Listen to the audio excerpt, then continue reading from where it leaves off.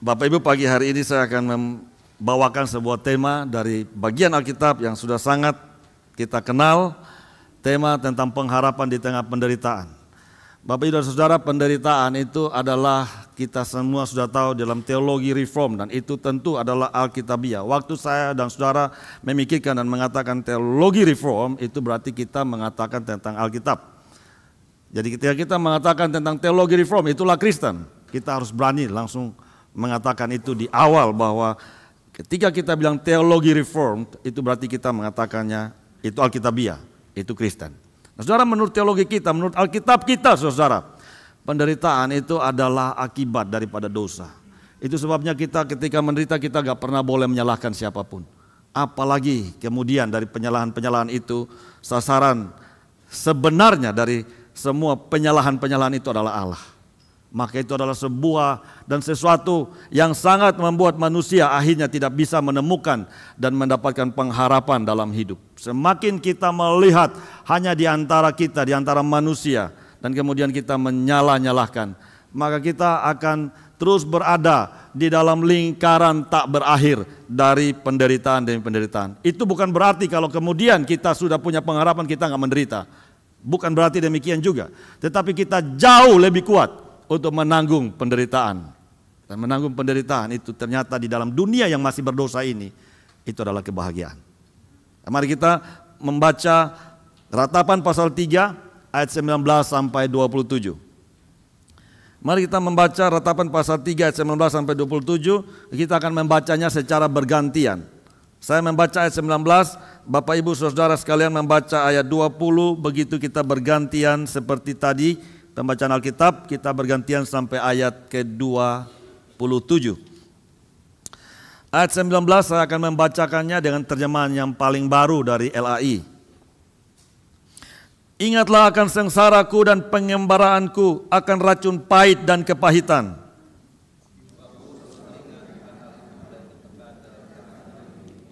Tetapi inilah yang kuperhatikan, sebab itu aku berharap.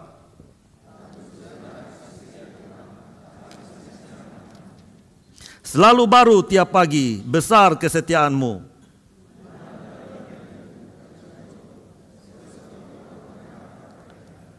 Tuhan itu baik bagi orang yang berharap kepadanya, bagi jiwa yang mencari Dia. Baiklah bagi seorang pria memikul kuk pada masa mudanya. Saudara, ini adalah sebuah konteks penderitaan yang luar biasa dihadapi oleh orang-orang Yehuda dalam pembuangan. Dan kita tahu secara tradisi kita menerima bahwa penulis ratapan adalah Yeremia, sang nabi yang meratap itu. Dia adalah nabi peratap, dan ini adalah puisi ratapan yang dituliskan olehnya. Saudara-saudara, dalam salah satu daripada perjalanan iman Kristen itu, ruang yang besar itu ternyata ada pada ini, ratapan. Dan ini adalah sebuah ratapan yang begitu luar biasa menggambarkan kengerian dari penderitaan. Bangsa Yehuda, bangsa Israel telah terbuang. Kota Yerusalem telah hancur. Bait Allah hanya tinggal puing-puing. Dan mereka berada di pembuangan saat ini. Saudara, mengingat semua ini, saudara, nabi ini tetap mengatakan bahwa ini karena dosa bangsaku, karena pelanggaran putriku. Ini berarti sang nabi benar.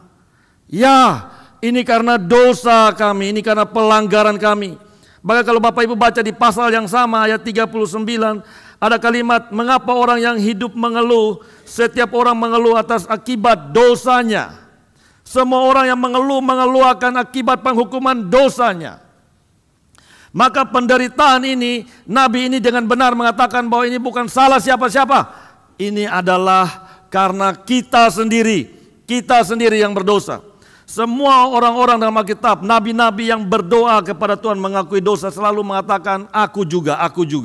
Nehemia ketika mendengarkan tentang Yerusalem yang sudah luluh lantak, lalu dia kemudian mengambil waktu berdoa dan berpuasa, dia mengatakan, nenek moyang kami telah berdosa kepada Engkau, begitu juga keluargaku dan aku. Daniel juga ketika dia berdoa, pengakuan dosa akan bangsanya, dia juga mengatakan yang sama. Nenek moyang kami telah berbuat dosa, dan kami juga telah berbuat dosa kepadamu, keluargaku dan aku. Maka saudara, pengakuan seperti ini penting sekali dan ini benar sekali. Tetapi ini tidak mengurangi realitas. Sang nabi tetap melihat, memperhatikan dan mengalami kesakitan. Walaupun dia sudah benar di dalam pengakuan ini. Tuhan, semua ini karena dosa kami. Dan kita mengeluh hanya karena mengeluh karena akibat daripada dosa-dosa kita. Tetapi nabi ini saudara menjadi gambaran bagaimana kita sebagai orang Kristen juga selalu melihat semua benturan, semua kesulitan, semua kesusahan, semua semacam penangguhan-penangguhan terhadap masuknya kita ke dalam tanah Kanaan kita, saudara. Dalam masterclass satu kali ada seorang saudara yang khotbah, saya lupa itu vikaris, saudara ya. Ini pendeta lupa vikaris, ini sombong banget, saudara ya.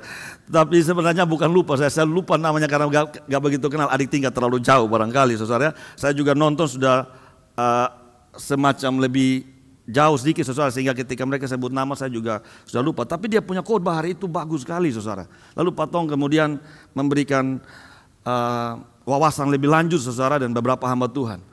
Saya senang.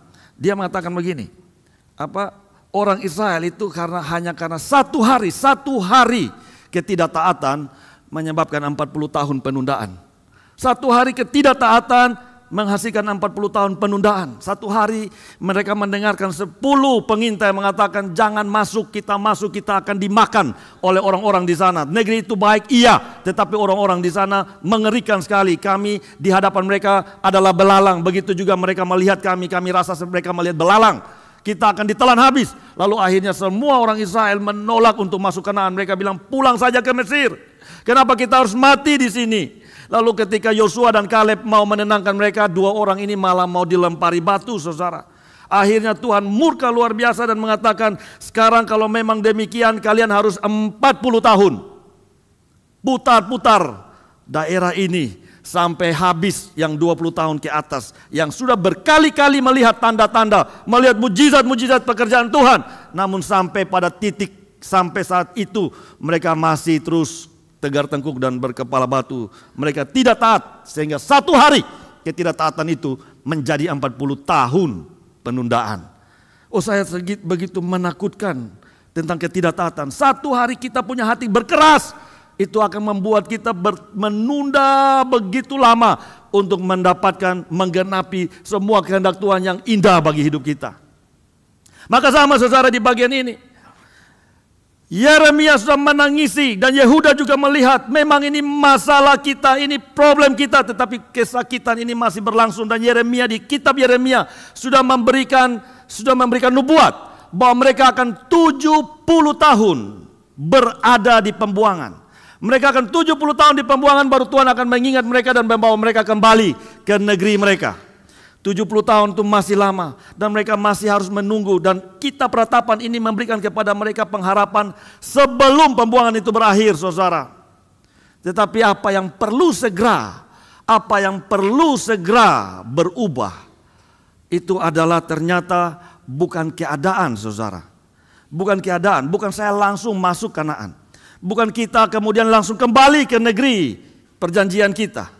Tetapi yang paling penting pada saat-saat kita harus menanggung 70 tahun penderitaan ini, Yeremia mengajak kita sekalian, mengajak umat Israel, umat Yehuda pada hari itu untuk mengubah cara pandang, perspektif. Soal perspektif yang diubahkan itu begitu penting, dan pertobatan itu salah satunya adalah perubahan perspektif. Kita harus memandang diri kita benar seperti Tuhan memandang. Ini semua menimpa kita karena ketidaktaatan, karena dosa-dosa bangsaku. Tapi kalau kita hanya ingat penderitaan kita, saudara, kita akan benar-benar merasa pahit. Kita akan bisa lumpuh, saudara, dan kita tidak bisa melangkah. Walaupun sebenarnya keadaan yang begitu berat akan semakin mematikan kita jikalau kita membiarkan pikiran-pikiran kita hanya diisi, perspektif kita hanya melihat apa yang sedang terjadi, saudara. Maka saudara lihat di ayat 19 dan 20, itu adalah keadaan yang sedang dialami oleh Yeremia. Dia mengatakan, ingat sengsaraku dan pengambaranku, racun pahit dan kepahitan itu. Atau di dalam terjemahan sebelumnya, ipuh dan racun itu. Jiwaku selalu teringat akan hal itu dan tertekan dalam diriku. Jiwaku teringat akan hal itu. Kalau aku melihat seluruh penderitaan ini, semua jalan-jalanku aku akan tertekan. Dan memang itu yang sedang terjadi kepada Yeremia. Nah, saudara, kita yang diberikan anugerah menjadi orang-orang Kristen, kita gak dikecualikan dari pengalaman-pengalaman seperti ini. Tetapi Tuhan memberikan kita perjalanan-perjalanan seperti ini dan perubahan yang Dia inginkan untuk memperkaya, memajukan iman dan pengharapan kita. Dan kalau kita membiarkan perspektif kita dipengaruhi hanya terbatas melihat yang sedang berlangsung, di mana kita tinggal itu, di mana kita berada itu, di mana kita sedang bekerja, bertindak dan seterusnya, maka kita akan selalu seperti yang Yeremia alami ini, tertekan dalam diriku. Saudara, saya mendengarkan satu podcast dari Joni Eareckson Tada. Saudara mungkin ada banyak yang tahu tentang Joni Eareckson Tada.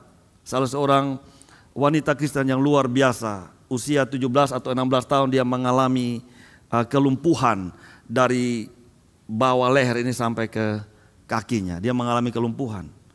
Dan dia hidup sampai hari ini, masih hidup saudara. Mungkin sudah 60-an tahun sekarang usianya. Dan dia menikah dengan seorang Jepang dan pernikahan mereka sangat anggun. Sampai hari ini mereka tetap menjadi suami istri yang setia. Satu kali dia sampaikan kisahnya saudara ya. Dia sampaikan kisahnya.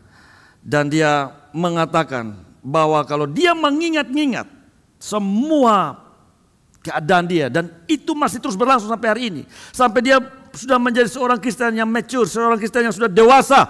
Sekalipun godaan untuk membuat dia depresi karena tertekan, karena mengingat penderitaannya, itu terus berlangsung terus. Tetapi justru disitulah dia bilang peperangan itu dia adakan terus. Dia betul-betul berperang dengan depresi. Kenapa? Dia menetapkan hati bahwa semua depresi, rasa tertekan karena melihat dan mengingat penderitaan itu adalah kebohongan. Dan ketika saya lihat penjelasan itu, saya yakin dan benar, itu adalah kebohongan. Kebohongan ketika kita tertekan karena penderitaan kita mengalami depresi. Saudara, depresi itu kebohongan. Kita harus bisa lepas dari depresi. Maka saudara, obatnya apa saudara? Obatnya apa? Maka itu masalah perspektif, dan perspektif ini berarti belajar firman Tuhan. Saudara harus melihat dari perspektif yang benar, perspektif yang Tuhan miliki bagi kita, perspektif yang Tuhan miliki bagi realitas yang Dia ciptakan ini. Maka saudara, mari lihat perubahan perspektif itu, ayat 21. Tetapi inilah yang kuperhatikan. Tetapi inilah yang kuperhatikan. Saudara, semua yang lain, penderitaan, dosa-dosa kita, itu langsung alamiah memenuhi hati dan pikiran kita. Itu begitu langsung secara alami akan menjadi bagian kita. Tetapi ketika kita mau melihat dari perspektif Allah, kita harus memutuskan. Dan saudara dan saya sebagai orang Kristen, kita punya modal, why? Karena kita mendapatkan anugerah keselamatan. Kita punya kuasa untuk mengubah perspektif kita. Sehingga sebagai orang Kristen, kalau kita depresi dan kita hancur dalam depresi kita, itu sesuatu yang susah untuk dimengerti, saudara. Kita bisa karena kita punya anugerah, kita punya Yesus yang telah menjadi bagian dari hidup kita. Sehingga saudara, sebagaimana Yeremia, dia juga akhirnya memutuskan, tetapi inilah yang kuperhatikan, sebab itu aku berharap. Inilah yang kuperhatikan, sebab itu aku berharap. Apa yang dia perhatikan hari ini yang kita akan merenungkannya lebih jauh saudara. Apa yang dia perhatikan saudara. Saudara, mari perhatikan ayat 22 dan 23 yang begitu terkenal dan menjadi him yang indah dalam him, buku him kita juga, nyanyian-nyanyian rohani. Tak berkesudahan kasih setia Tuhan, tak habis-habisnya rahmatnya, selalu baru tiap pagi, besar kesetiaanmu. Ketika mata perhatiannya diarahkan kepada kasih setia Tuhan, kepada Tuhan yang setia itu saudara, Yeremia berharap. Saudara, inilah pekerjaan, inilah peperangan, inilah usaha yang begitu berharga bagi orang percaya. Saudara, ada sekelompok orang mau pergi ke gunung, dan mereka sudah diberitahu di gunung itu ada keindahan yang luar biasa. Kalian akan pergi dan akan melihat di puncaknya pesona pemandangannya yang begitu indah. Dalam perjalanan yang begitu lama, sebagian dari mereka kemudian lihat jalan yang terlalu berliku-liku, lalu batu-batuan, begitu susah, akhirnya menyerah pulang.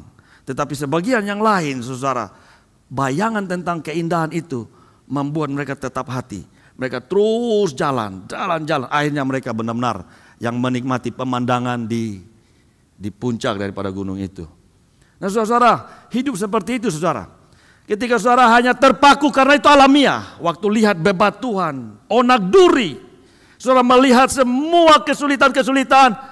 Dan ketika semua itu begitu berkuasa dalam pikiran saudara, menjadi perhatian utama saudara, maka saudara akan menyerah. Saudara akan berbalik ke Mesir saudara. Tapi jikalau saudara terus diisi oleh visi daripada firman Tuhan terus, keindahan di puncak gunung Allah itu, saudara akan berjalan terus. Mari kita lihat satu persatu. Pertama saudara, apa yang diperhatikan oleh Nabi ini? Nabi ini berkata, tak berkesudahan kasih setia Tuhan, tak habis-habisnya rahmatnya.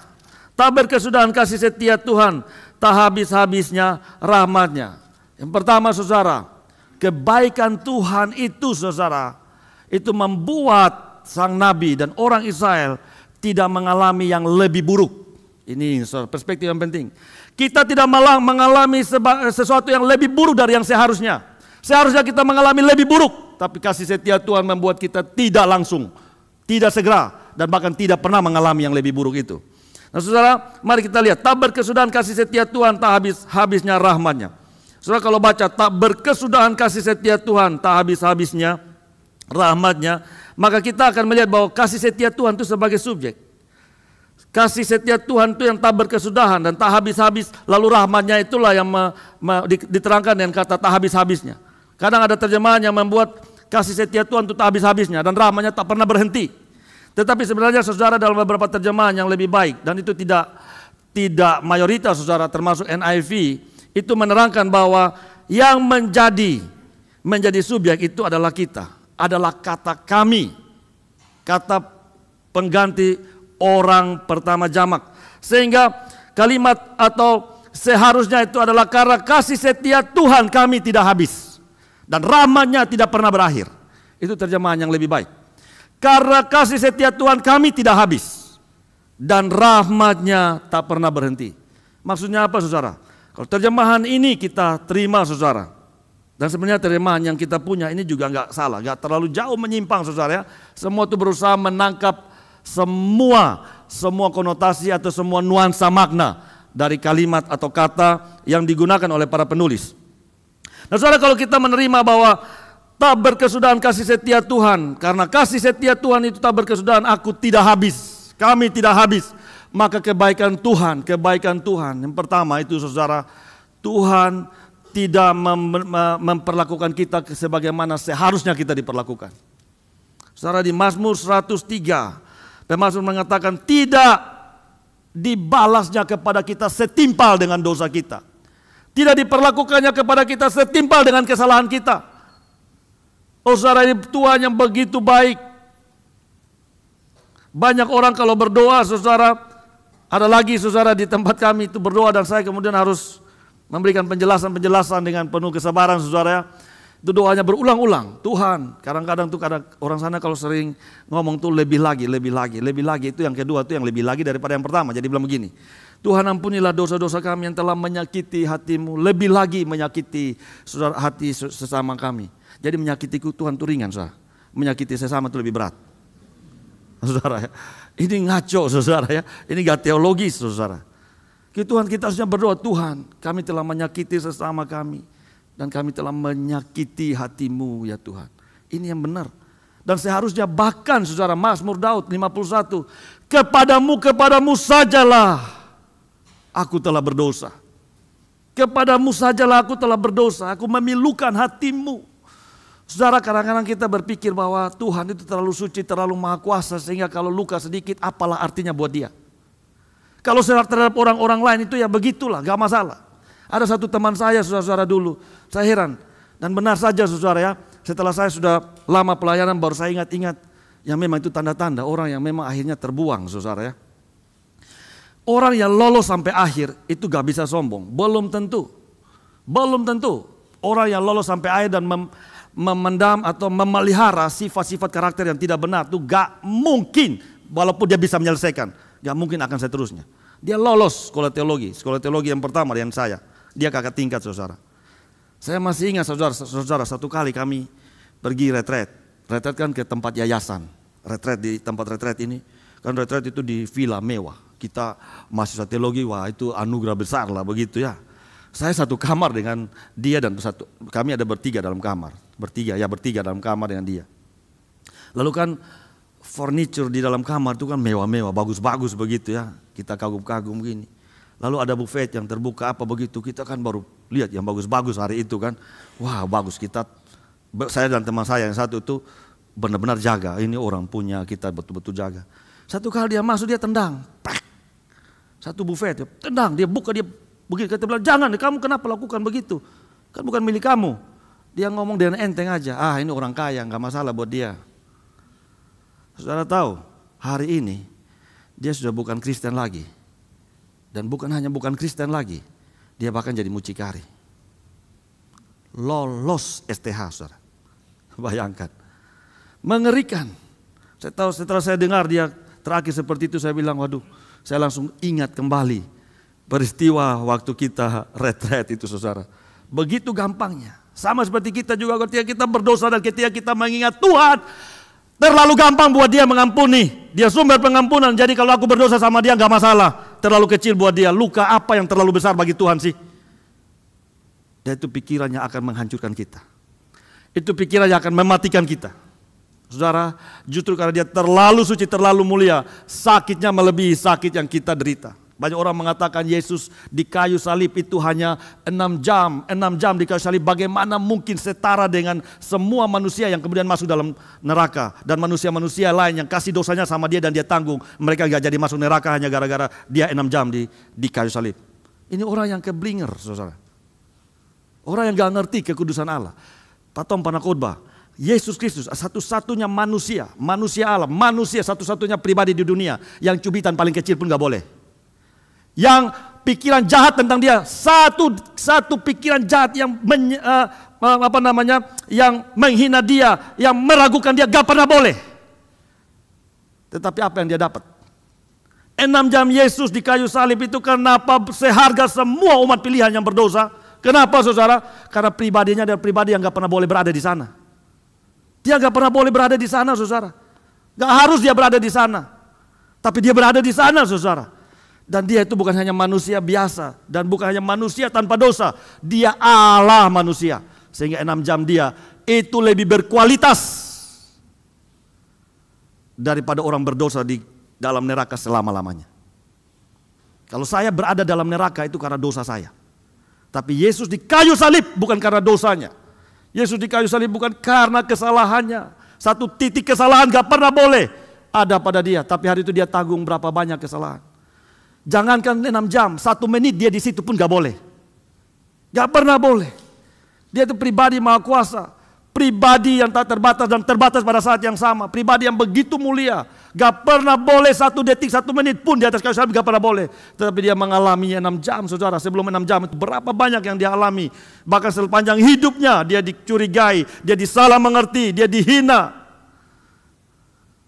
Maka saudara, dia punya kualitas penderitaan melebihi semua orang berdosa yang nanti akan ada di neraka dan selama-lamanya di neraka.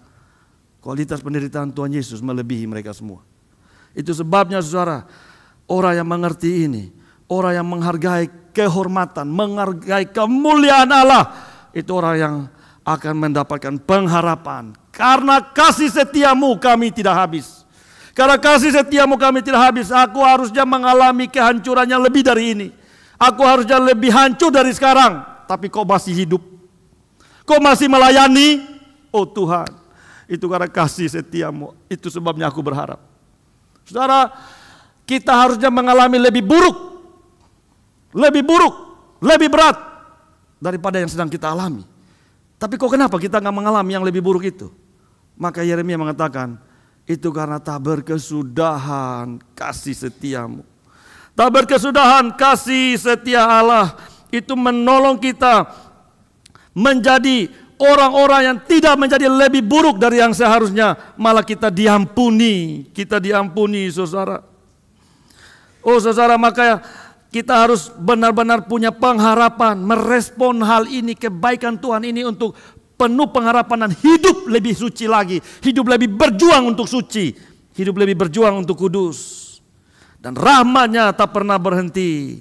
Kemudian Dia memberikan keterangan lagi saudara. Ini yang penting. Tuhan yang tidak membalas kepada kita setimpal perbuatan kita. Tuhan yang tidak menghukum kita setimpal dengan dosa kita. Adalah Tuhan yang rahmat-Nya yang tak pernah berhenti itu. Kasih setia-Nya yang besar itu selalu baru setiap pagi.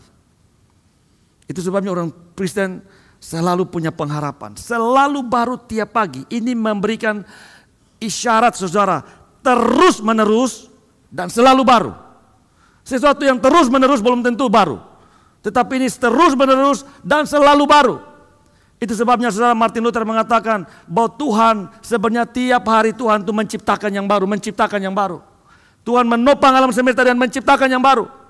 Dan sebenarnya adalah benar juga saudara, bahwa sebenarnya kita selalu menghadapi hari-hari kita itu dengan keadaan dan kondisi yang sebenarnya baru.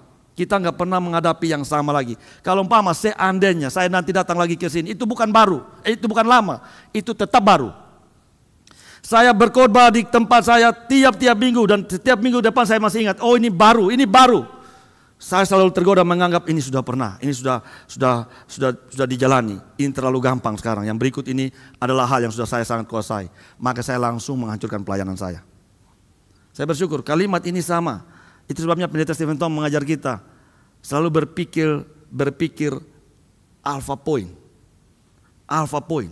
Titik awal, titik alfa, titik pertama. Setiap kali melayani, setiap kali bahkan hidup, kita selalu mesti pikir ini baru, ini baru.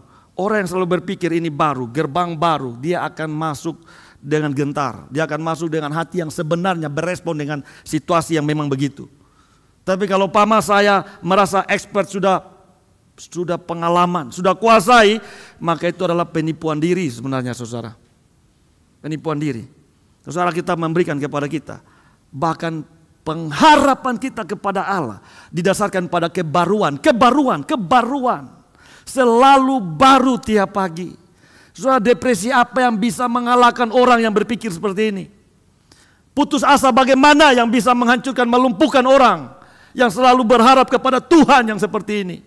Selalu baru setiap pagi. Besar kesetiaanmu. Saudara, hargailah Tuhan Allah yang begitu mulia, yang begitu mencintai saudara dan saya. Dia tidak pernah menyediakan yang lama.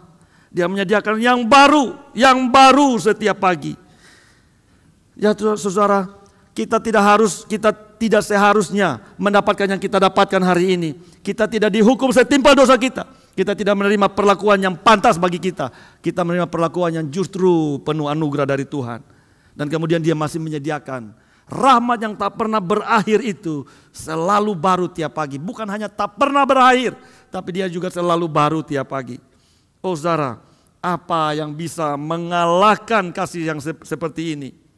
Kemudian saudara, ini yang kedua, yang ketiga. Yang ketiga saudara, peratap itu mengatakan, Yeremia mengatakan, Tuhanlah bagianku, kata jiwaku. Saudara, ini dulu pernah disampaikan oleh vikaris, salah seorang vikaris yang pernah berkhotbah saudara ya. Saya sangat diberkati oleh kalimatnya, bahwa ini berarti kita berbicara dengan diri sendiri. Kita mengkhotbahkan kepada diri sendiri, mengingatkan diri sendiri. Dan itu benar. Di bagian ini, Tuhanlah bagianku. Jadi peratap ini, Yeremia mengatakan, Tuhan adalah bagianku. Ini bagian yang terus menguatkan. Kenapa dia sekarang memperhatikan? Dia memperhatikan yang bukan lagi ipu dan racun itu, kepahitan itu. Tapi dia memperhatikan yang ini, dan karena itu dia berharap. Tuhanlah bagianku, kata jiwaku, oleh sebab itu aku berharap kepadanya. Oh saudara, mendapatkan Tuhan sebagai bagian kita, itu adalah pengharapan semua manusia yang tidak dikenal oleh semua manusia, kecuali kepada mereka yang Tuhan bukakan, Tuhan singkapkan, dan Tuhan selamatkan, yaitu saudara dan saya. Orang Kristen. Sebenarnya semua manusia memerlukan ini, tetapi tidak semua manusia mendapatkan anugerah ini. Hanya mereka yang Tuhan memang sudah pilih dari sebelum dunia dijadikan. Kita yang percaya kepada Dia, Tuhan membukakan hal ini. Tuhanlah bagianku. Ketika Tuhan menjadi bagianku, saudara, maka sang pemberi itu lebih penting dari pemberian. Semua pemberian Tuhan bisa baik bagi kita, tetapi sebentar saja. Tidak begitu panjang, tidak begitu lama. Kesehatan, umur, barang-barang yang kita miliki, relasi-relasi manusia yang ada pada kita hari ini, semua itu akan berakhir. Tetapi jikalau kita mendapatkan sang pemberi dan menjadikan Dia benar-benar bagian kita, saudara bisa menanggung apapun saja yang sedang saudara alami hari ini. Itu sebabnya aku berharap, saya ingin memberikan gambaran atau contoh ilustrasi ini dari kalimat Paulus di dalam kitab Filipi. Mari kita buka Filipi pasal 4, saudara. Pertama Filipi pasal 3 dulu, saudara. Filipi pasal 3, saya bacakan bagi Bapak Ibu ayatnya yang ke-10 dan 11. Ayat yang ke-10 dan ke-11. Ini kalimat Rasul Paulus yang luar biasa. Yang ku kehendaki ialah mengenal Dia dan kuasa kebangkitannya serta persekutuan dalam penderitaannya, di mana aku menjadi serupa dengan Dia dalam kematiannya, supaya aku akhirnya beroleh kebangkitan dari antara orang mati. Ini kalimat dia yang sebelumnya dia mengatakan bahwa semua dia sampahkan karena Kristus, karena mengenal Kristus. Dan setelah mengenal Kristus, apakah kemudian dia sudah luar biasa, sudah sampai pada titik selesai? Tidak, dia bilang terus, aku menghendaki, yang ku kehendaki.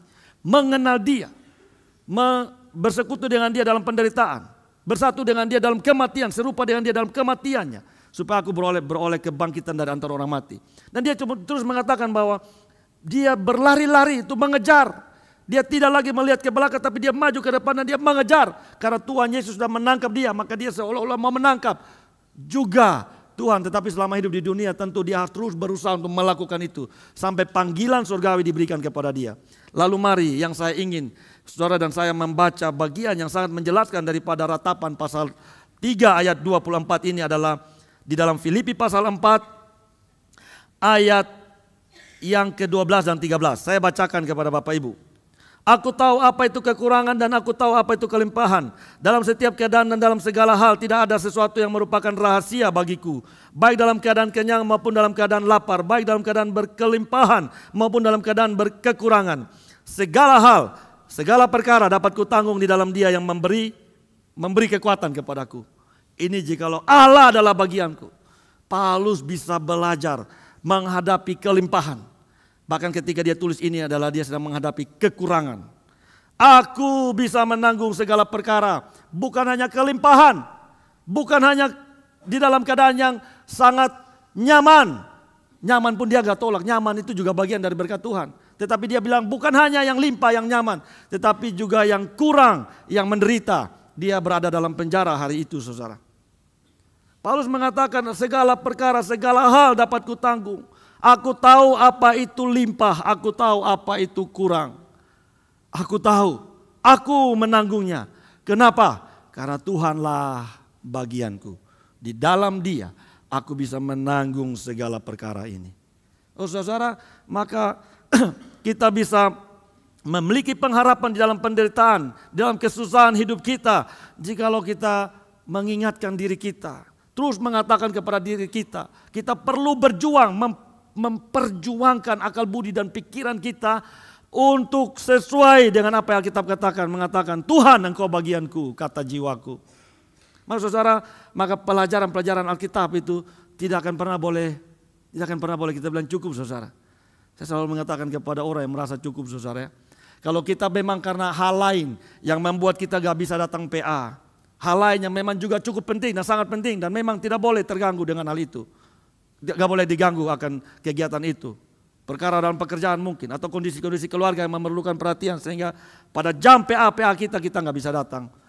Itu ada alasan yang bisa diterima, saudara.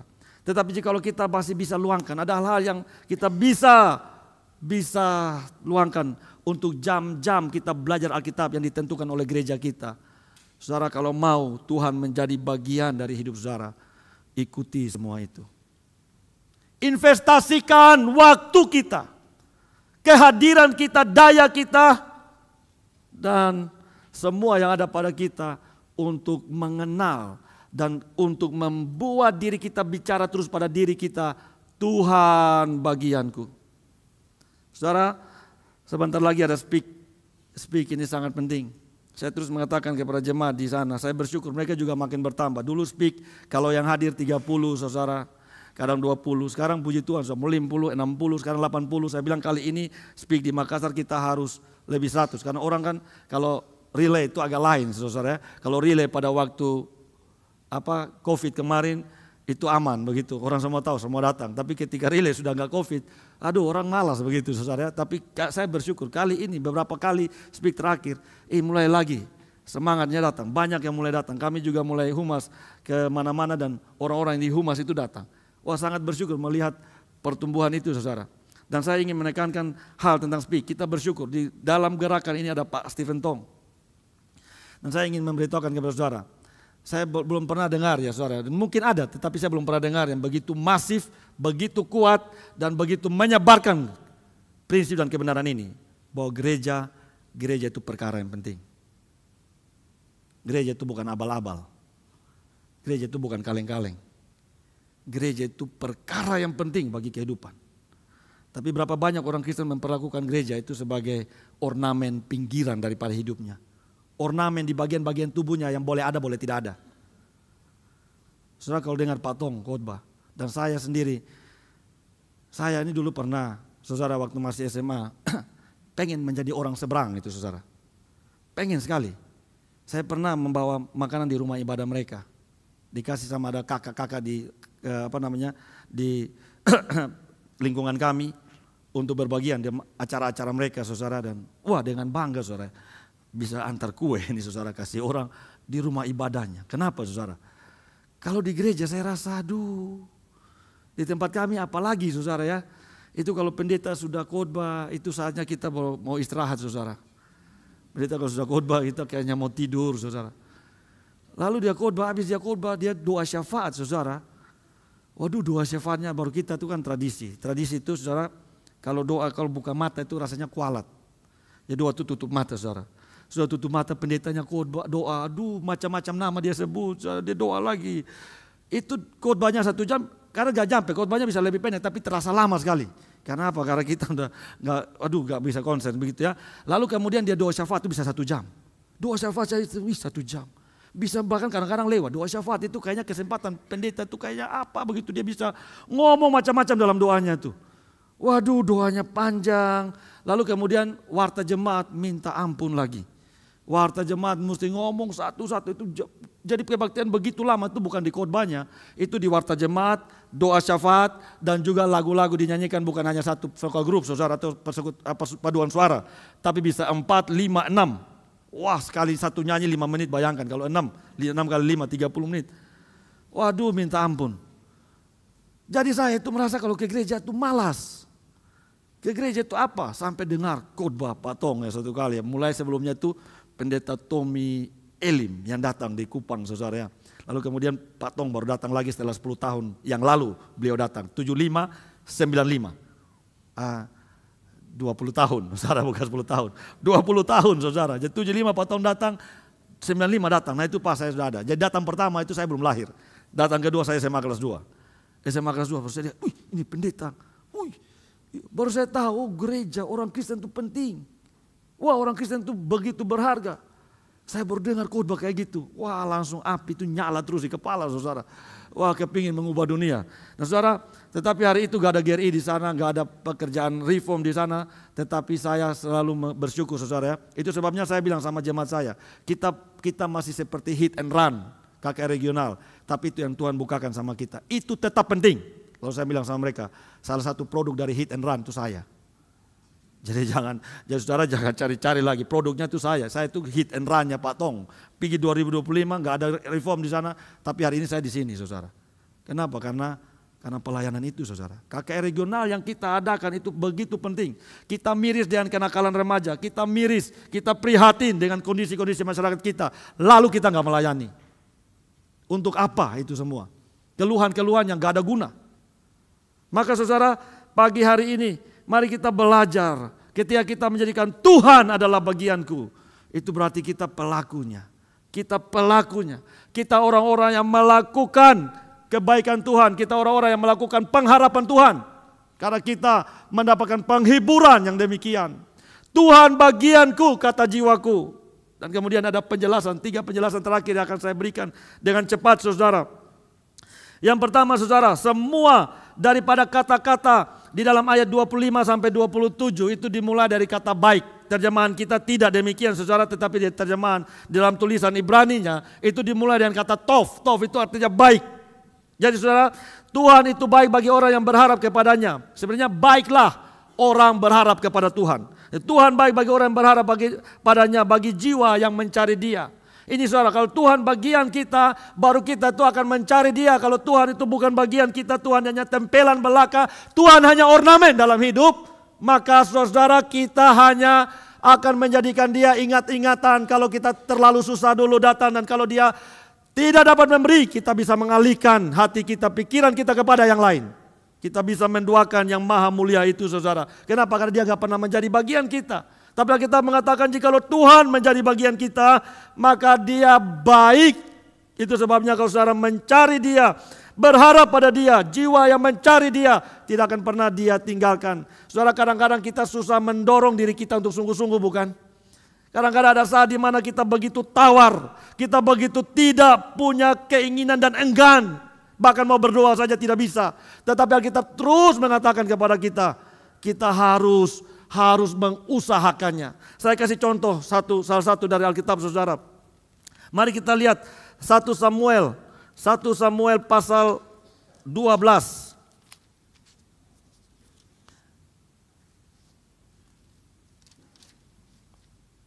Saudara, mari kita perhatikan 1 Samuel pasal 12. Pasal 12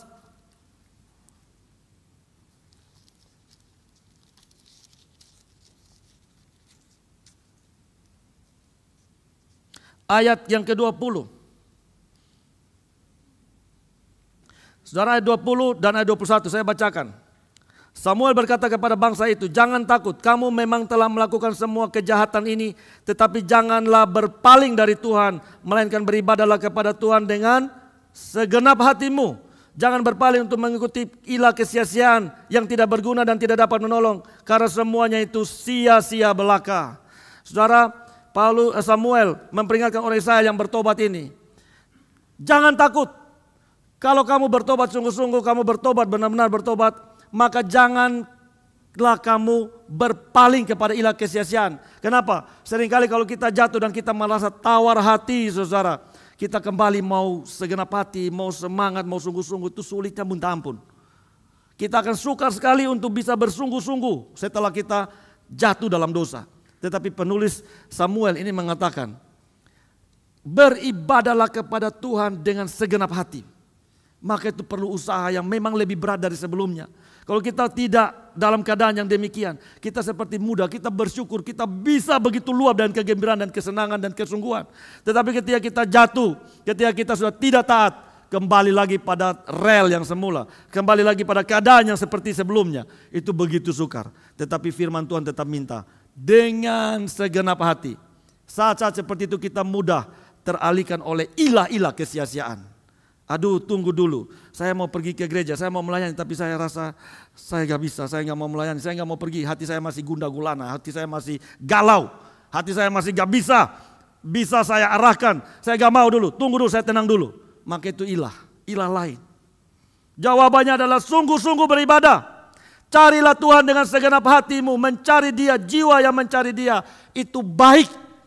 Ini kebaikan Tuhan saudara. Kalau Tuhan bagian kita dalam keadaan apapun cari Dia.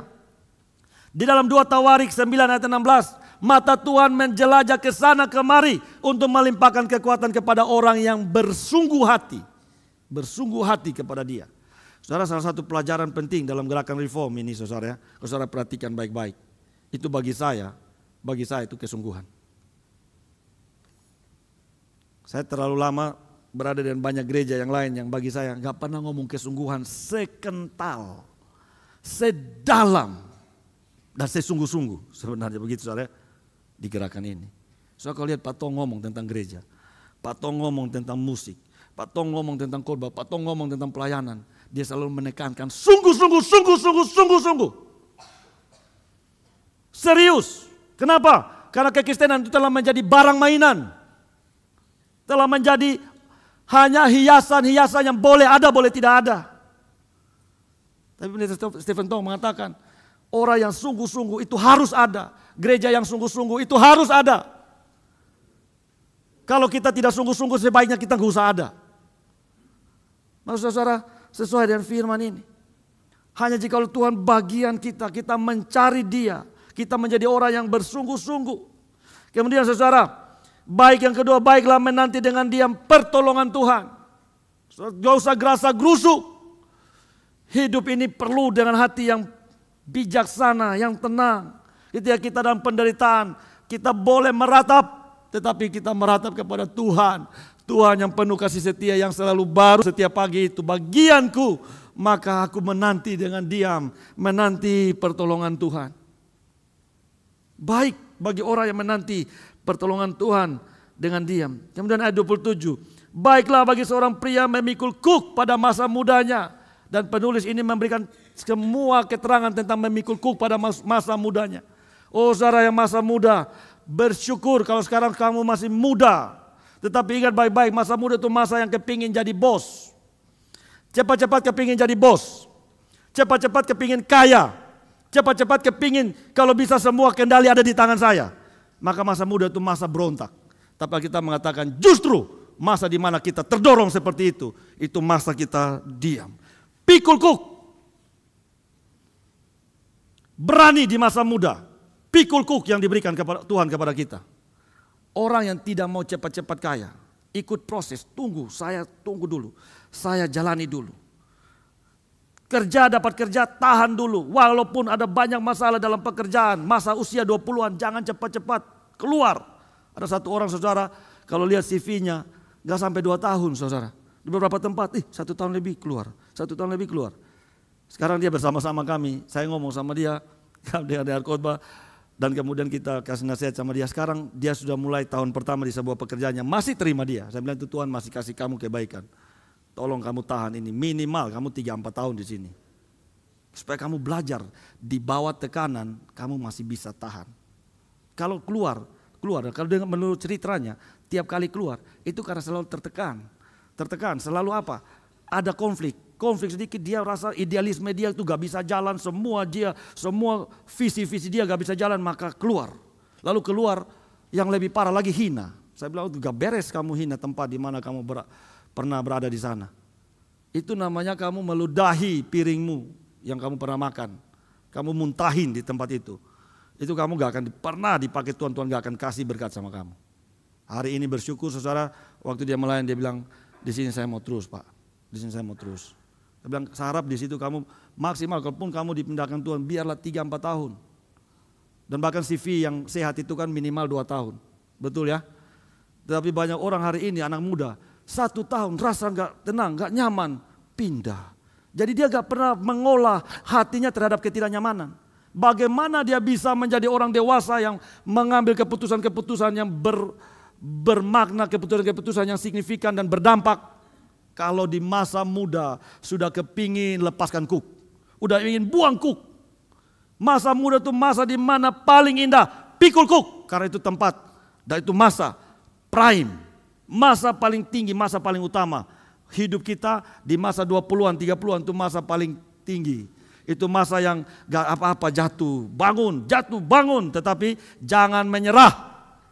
Itu masa muda. Maka saudara, kalimat Alkitab ini cocok sekali, penting sekali. Tuhan yang setiap pagi rahmatnya selalu baru adalah Tuhan yang menghendaki orang muda pikul kuk pada masa muda. Jangan cepat buang-buang kuk, karena itu baik. Baik bagi seorang pria memikul kuk pada masa muda. Saudara, kalau kita sungguh mengalami, merasakan, melakukan apa yang diperintahkan Alkitab kepada kita pada pagi hari ini, kita akan benar-benar mengalami. Kita akan benar-benar bersuka cita. Kita akan benar-benar penuh dengan pengharapan. Sekalipun hari ini kondisi kita tidak baik-baik saja. Sekalipun hari ini kondisi kita sedang dalam tekanan. Kita sedang dalam keadaan yang begitu bergumul. Yang penting di sini adalah perspektif kita, cara pandang kita. Kita minta anugerah Roh Kudus, kita minta Tuhan untuk mengarahkan kita. Bukan hanya pandang dan mengakui penderitaan kita. Pandang dan mengakui itu karena dosa-dosa kita. Tetapi juga pandang kebaikan Tuhan. Kasih setianya yang tak pernah berakhir. Dan yang membuat kita tidak harus mengalami keburukan yang lebih daripada sekarang. Dan Dia itu adalah bagian kita. Rahmat-Nya yang selalu baru tiap pagi itu saudara adalah kebaikan. Kebaikan demi kebaikan bagi kita. Biarlah kita rela untuk Tuhan perlakukan sesuai dengan kehendak-Nya. Dan kita akan lihat hari-hari depan kita, hari-hari menjelang hari-hari yang susah menurut orang lain, itu bagi kita adalah justru hari-hari yang penuh senyuman, hari-hari yang penuh dengan sukacita. Perempuan, istri yang ada di Amsal 31, kalau saudara baca, itu saya suka satu kalimat dalam Amsal itu mengatakan, ia tertawa tentang hari depan. Itu yang Tuhan ingin dari kita anak-anaknya. Kita bisa tertawa tentang hari depan, bukan meremehkan hari depan. Tetapi mau mengatakan bahwa betapapun sukar hidup hari ini, karena Tuhan adalah bagianku, hari depan adalah hari yang akan saya sambut dengan sukacita. Apapun yang akan terjadi nanti. Karena Tuhan adalah bagianku, kata jiwaku. Amin. Mari kita berdoa. Bapa di surga, kami bersyukur kepadamu ya Tuhan, karena Engkau pengharapan yang tidak akan pernah mengecewakan. Kami bersyukur Engkau telah membuktikan kepada kami dengan memberikan kami kelahiran baru dan mempertobatkan kami. Kami boleh melihat kemuliaan Allah dalam Kristus yang menjadi milik kami. Kami bersyukur sekali ya Tuhan. Kami berdoa supaya kami sungguh-sungguh menjadi orang yang memandang, memperhatikan kasih setiamu. Apalagi bagi kami yang sudah memiliki Alkitab secara penuh, kami boleh tahu bahwa kasih setia itu begitu terwujud dalam keindahan dan kemuliaan dari pribadi kedua Allah Tritunggal, Tuhan kami Yesus Kristus. Karena itu tolonglah kami ya Tuhan, supaya kami boleh berharap dan lebih berharap lagi, dan semakin memberi diri itu belajar dan melayani Engkau dalam hidup yang Kau beri ini. Terima kasih Bapa, dalam nama Tuhan Yesus, Juru Selamat dan Penebus kami yang hidup, nama termanis dan mulia dalam hidup kami berdoa. Amin.